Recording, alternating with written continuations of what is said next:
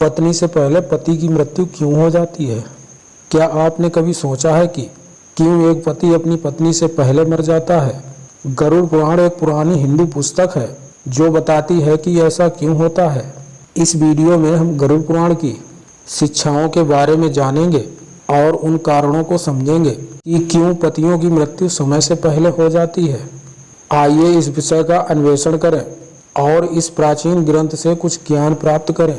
हिंदू धर्म में यह माना जाता है कि पति और पत्नी पहेली के टुकड़े की तरह होते हैं जो एक साथ पूरी तरह से फिट होते हैं।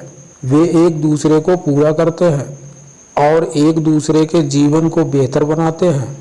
दरअसल सुखी वैवाहिक जीवन में पत्नी को बहुत खास और महत्वपूर्ण माना जाता है। गरुड़ पुराण कहता है कि एक पत्नी क्या करती है, इसका असर उसके पति की आयु पर पड़ता है। प्राचीन धर्म ग्रंथों में कुछ ऐसी चीज़ों के बारे में बताया गया है जो एक पत्नी करती है जिससे उसके पति की उम्र लंबी या कम हो सकती है। आइए जानें इन बातों के बारे में और ये उस पर कैसे असर डाल सकती है। पति के लिए किए गए व्रत को तोड़ने से उनकी आयु कम हो सकती है। पति की लंबी उम्र के लिए व्रत रखने का मतलब है कि कामना के लिए एक निश्चित समय तक कुछ नहीं खाती हैं।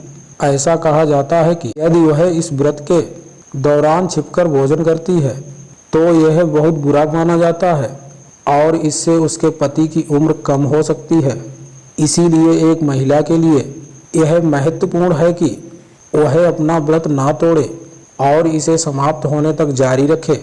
यदि कोई महिला अपने पति से बहुत झूठ बोलती है, झगड़ती है, सम्मान नहीं देती है या उसे शब्दों या कार्यों से चोट पहुंचाती है तो यह गलत माना जाता है और इससे उसके पति का जीवन छोटा हो सकता है।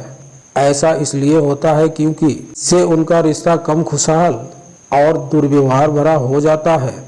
गरुड़ पुराण में कहा गया है कि कोई व्यक्ति क्या खाता है और कैसे कुछ चीजें करता है, इसका इसके जीवन साथी के जीवन पर प्रभाव पड़ सकता है।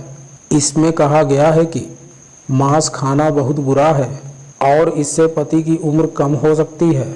इसमें यह भी कहा गया है कि अगर कोई महिला कुछ चीज़ें नहीं करती है, जैसे गुरुवार को अपने बाल धोना या अपने शरीर पर कुछ लाल पाउडर लगाना, तो इससे पति की उम्र कम हो सकती है।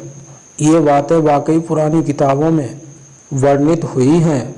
गरुड़ पुराण एक विशेष पुस्तक हमें 3 चीज़ों के बारे में बताती हैं जो पत्नियों को कभी नहीं करनी चाहिए क्योंकि वे उनके पति को बहुत जल्दी मरवा सकती हैं।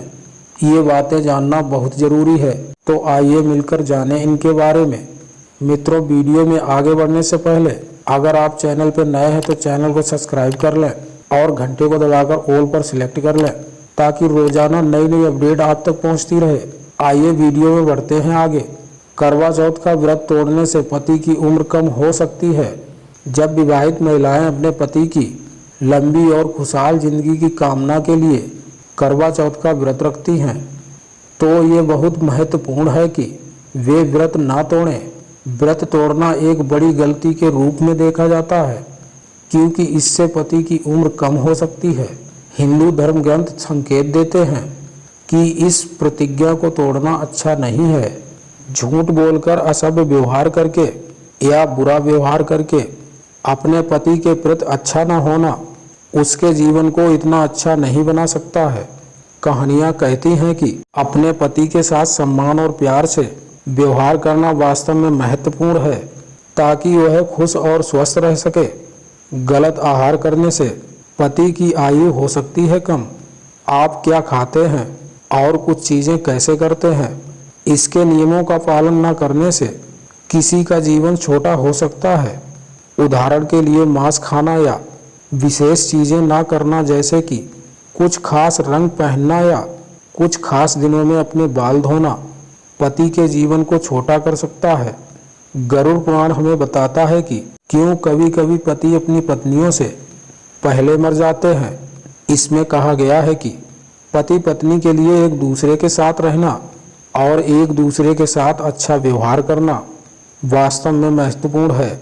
उन्हें कुछ चीज़ें भी करनी चाहिए, जैसे नियमों का पालन करना, और कुछ खाद्य पदार्थ खाना। यदि वे ये सभी चीजें करते हैं तो उनकी शादी लंबी और खुशहाल हो सकती है।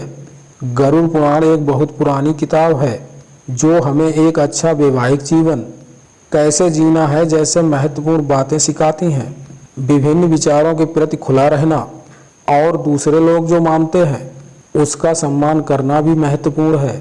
मित्रों, अगर आपको हमारी वीडियो पसंद आई हो तो चैनल को सब्सक्राइब कर लें और घंटे को दबाकर ऑल पर सिलेक्ट कर लें ताकि नई नई अपडेट आप तक पहुंचती रहे।